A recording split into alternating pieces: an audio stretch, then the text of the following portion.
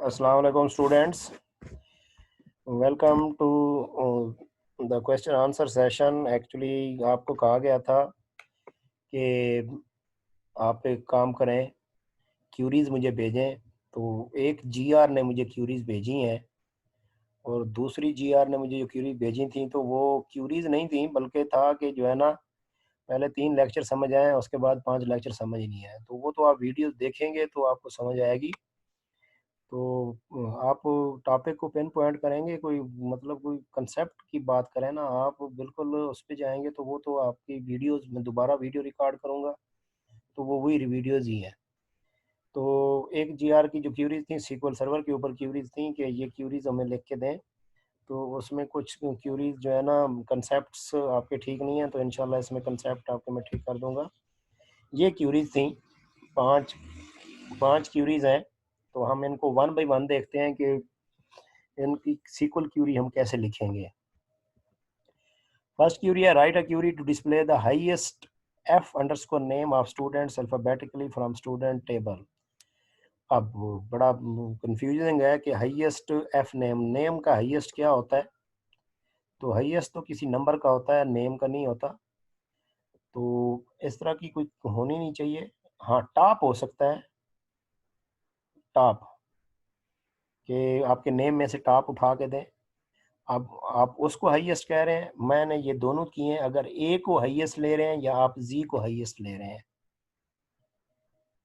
ए को हाईएस्ट ले रहे हैं या जी को हाईएस्ट ले रहे हैं, तो सपोज करें आप ए को हाईएस्ट ले रहे हैं, तो ए वाले लाना चाहते हैं, टॉप का एक स्टूडेंट हम लेना चाहते हैं। तो ये क्यूरी हो सकती है, select top one F name from student order by F name ascending. ये पहले क्या करेगा, इसको असेंडिंग में ऑर्डर करेगा। असेंडिंग में ऑर्डर करेगा तो ए वाले टॉप पे आ जाएंगे, और एक जो सबसे ऊपर वाला ए वाला होगा, एक रिकॉर्ड ये उठा के दे देगा। ये टॉप वन, टॉप का एक उठा देगा। अब यहाँ पे जो होता है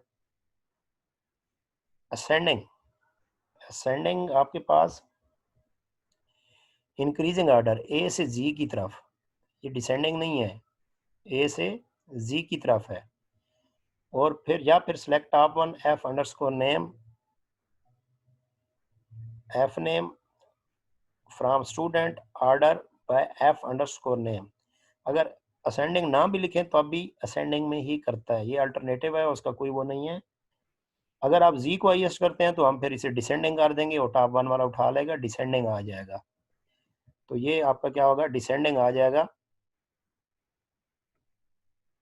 तो ये हाईएस्ट हो सकता है। पता नहीं आप किस तरह का वो करना चाह रहे हैं। अगर आपको इसमें कुछ फिर भी कन्फ्यूजन है तो दोबारा से मुझसे पूछ सकते हैं। मुझे जो चीज़ समझ आई कि आप ए वाला लाना चाह रहे हैं तो ऐसे आ सकता है, और जी वाला एक लाना चाहते हैं तो ये आ सकता है। और उसके बाद आपके पास है, write a query to retrieve F underscore name minimum age from student group by section. अब याद रखें, जो ग्रुप बाय जब करते हैं तो ये एग्रीगेट फंक्शन के साथ कनेक्टेड होता है, कंबाइन होता है, मतलब ये टाइटली कपल्ड चीजें हैं। ग्रुप बाय जब भी लगेगा तो पीछे आपके पास एग्रीगेट फंक्शन जरूर आएगा। यहाँ पे भी मिनिमम का आप एग्रीगेट फंक्शन लगाना चाह रहे हैं तो आप सिर्फ जो रिट्रीवल में है सिर्फ वो वाले एट्रीब्यूट ला सकते हैं। एट्रीब्यूट अगर लाना चाहते हैं जिसके ऊपर ग्रुपिंग की गई है, जिसके ऊपर क्यूरी ग्रुप है, वो वाला एट्रीब्यूट ला सकते हैं। अगर तो मैं क्यूरी लिखूं select minimum age from student group by section, तो ये सेक्शन की मिनिमम एज निकाल देगा। लेकिन अगर मैं यहाँ पे सेक्शन ले आता हूँ तो ये माइंड नहीं करेगा। Section minimum age from student group by section, तो हर सेक्शन की मिनिमम एज देगा। आपकी क्यूरी कुछ और थी, आप कहते हैं F name comma minimum age from student group by section. तो यहाँ पे आपके पास क्या है, select F name comma min of age from student group by section. तो अब यहाँ पे जो इशू होगा वो क्या होगा, रिजल्ट एक आएगा तो यहाँ पे एफ नेम नहीं आ सकता। यहाँ पे सिर्फ क्या आ सकता है, ये सेक्शन वाला कॉलम आ सकता है, एफ नेम आपका नहीं आ सकता। हो सकता है आपकी मिनिमम एज 20 आ रही हो और मल्टीपल स्टूडेंट्स की एज जो है 20 हो, तो वो किसका नेम शो करेगा। सेक्शन तो ग्रुप के ऊपर किया हुआ है, सेक्शन तो आपके पास एक आएगा। एग्जाम्पल में देख लेते हैं, सपोज करें ये डाटा है हमारे पास। अगर मैं क्यूरी लिखी है select mean of age from student group by section, तो ये इसमें से मिनिमम आपके पास क्या है, सेक्शन की ए की 20 है और बी की क्या 21 है। तो मैंने इसको एज नहीं किया था, तो ये आपके पास अननोन कॉलम नेम में मिनिमम 2 मिनिमम आएंगी, क्योंकि सेक्शन ही 2 है, 3 होती तो 3 वैल्यूज आ जाती, तो मिनिमम उठा के दे दी इसमें। तो मेन एज आपके पास है, इसको एज कर दिया मैंने मिनिमम, तो अब कॉलम का नेम आ जाएगा, बाकी कोई डिफरेंस नहीं है। इसके साथ मैं सेक्शन ले आऊंगा, तो सेक्शन ए की 20 और बी की 21। लेकिन यहाँ पे नेम नहीं आ सकता। क्या नहीं आ सकता? नेम। सपोज करें ये जो अहमद अली अहमद है, इसकी भी एज 20 होती है। इसकी क्या होती है? 20। एज क्या होती? 20। तो अब इसने मिनिमम एज 20 लानी थी, तो यहाँ पे नेम किसका दिखाता? अली का या जमील का? तो ये पॉसिबल नहीं है। तो यहाँ पे जो है, ये जो एफ नेम है, ये इसकी वजह से क्या देगा? एरर देगा। There will be an error. तो इस तरह की क्यूरीज पॉसिबल नहीं होती। तो जब एग्रीगेट फंक्शन लगा रहे हैं और आगे ग्रुप बाई लगा रहे हैं, तो ग्रुप बाई जिस कॉलम के ऊपर ग्रुपिंग करेंगे, वो उससे बैक पे वही कॉलम हो सकता है, उसके अलावा कॉलम नहीं हो सकता। Write a query to retrieve SID total age from student group by degree. वही काम है।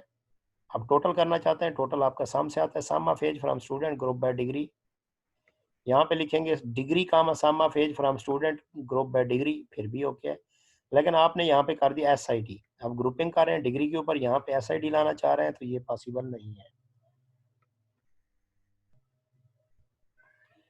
सिमिलरली यहाँ पे write a query to retrieve name average age group by section having average age greater than 50। पहले मैंने एक वैलिड क्यूरी लिखी है, select average age from student group by section having average age greater than 50। Having average age greater than 50।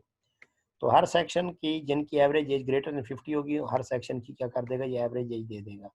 लेकिन यहाँ पे आप name लाना चाह रहे हैं, तो ये पॉसिबल नहीं है, क्योंकि ग्रुप किया जा रहा है किसके ऊपर? सेक्शन के ऊपर। यहाँ पे सेक्शन तो आ सकता है, लेकिन नेम कभी भी नहीं आ सकता।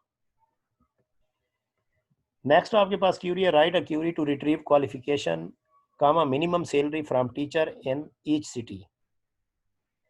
तो select min of salary from teacher group by city. तो हर सिटी की क्या कर देगा? मिनिमम सैलरी शो करा देगा। ओके है। सिटी कामा मिनिमम सैलरी, ये भी ओके है, क्योंकि सिटी के अगेंस्ट, मतलब रावलपिंडी की मिनिमम सैलरी, इस्लामाबाद की मिनिमम, ये तो हो सकता है।